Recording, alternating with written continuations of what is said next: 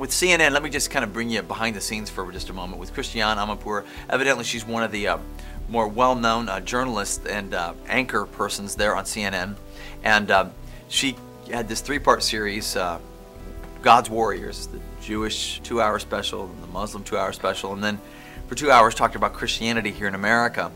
And we weren't sure if they were going to portray us as these violent whatever people, because they kept putting in the teasers my face next to Osama's and all this, and these are all these people that are whacked out kind of religious people. Well, what we found is they put our segment at the very end of the 2 hours, and they interviewed some of the young people that were interns, interviewed me, of course, and they shot the program, and they were very fair. And you know what I always pray is that God, please help me from putting my foot in my mouth. That's my biggest prayer, because I don't, not for my sake, but for the sake of, you know, many times this is what they think Christians are when they see somebody on something like CNN.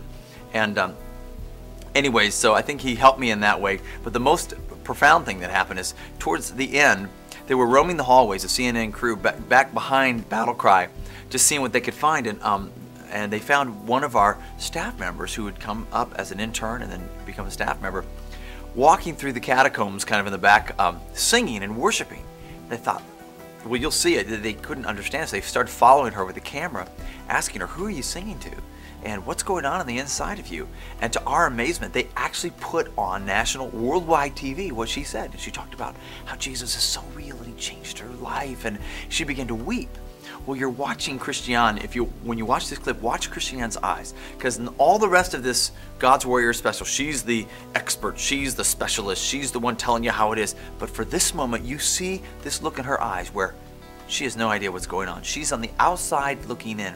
And if you look closely, you'll see tears begin to well up in her eyes, because she can see the realness of, as Jody is sharing her heart, what she has is real, and she doesn't quite understand it.